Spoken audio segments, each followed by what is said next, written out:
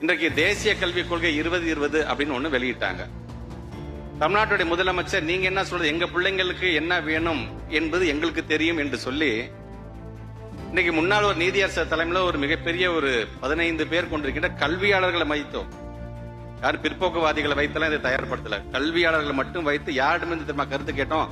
மாணவர்களிடம் கருத்து கேட்டிருக்கிறோம், பெற்றோர்களிடம் கருத்து கேட்டிருக்கின்றோம், ஆசிரியர்கள் மக்களும் கருத்து கேட்டோம். பல கல்வியாளர்கள் கருத்துக்களை கேட்டு அதன் மூலமாக இன்னைக்கு ஸ்டேட் எஜுகேஷன் பாலிசியை உருவாக்கி இருக்கிறோம் என்று சொன்னால் அதுக்கு முதல் காரணமாக இருக்கின்ற தமிழ்நாட்டு முதலமைச்சருக்கு என்னுடைய நன்றிகளை நான் தெரிவித்துக் கொள்கின்றேன்.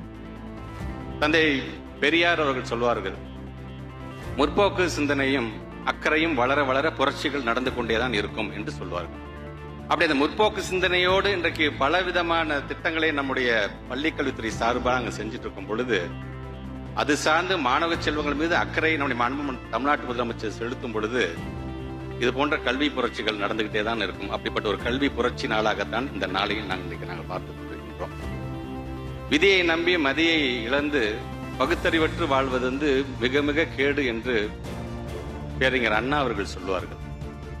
அதுபோன்ற விதியாக இருக்கக்கூடிய தேசிய கல்விக் கொள்கை எங்களுக்கு வேணாம், மதியாக இருக்கின்ற எங்களுடைய ஸ்டேட் எஜுகேஷன் பாலிசி தான் எங்களுக்கு வேணும் என்கிற அளவுக்கு இன்னைக்கு அதை வெளியிட இருக்கிறார் தமிழ்நாட்டுடைய முதலமைச்சர் அவர்கள். இப்படி தொடர்ந்து நம்முடைய மாணவ செல்வங்கள் ஒவ்வொருவரும் ஒவ்வொரு பேக்ரவுண்ட்ல கஷ்டப்பட்டு படிச்சுட்டு வந்திருக்கிறீங்க. ஒவ்வொரு இடத்துல போய் இந்தியாவில் ஒவ்வொரு இன்ஸ்டிடியூஷன்ஸ்ல உலக லெவலில் போய் நிறைய யூனிவர்சிட்டிஸ்ல போய் நீங்க ஜாயின் பண்ணீங்க, பெரிய ஆளுகளாக வருவீர்கள். வரும்பொழுது எவ்வளவு உயரத்துக்கு போனாலும் சரி ஒன்னே ஒன்று வாக்கிற வேண்டுகோள் ஒன்னே ஒன்று. எத்தனையோ ஆட்சி மன்றம் எத்தனையோ முதலமைச்சர் பார்த்துருக்கீங்க.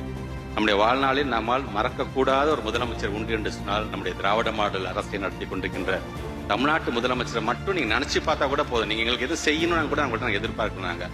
அந்த அளவுக்கு இன்னைக்கு கல்வியும் சுகாதாரத்துடைய இரு கண்கள் அப்படின்னு கிடைக்கிற இடத்தெல்லாம் பேசக்கூடியவர் தமிழ்நாட்டு வெறும் சொல்லு மட்டும் இல்ல, அது செயலாகவும் காட்டக்கூடியவர் தான் தமிழ்நாட்டுடைய முதலமைச்சர் அவர்கள்.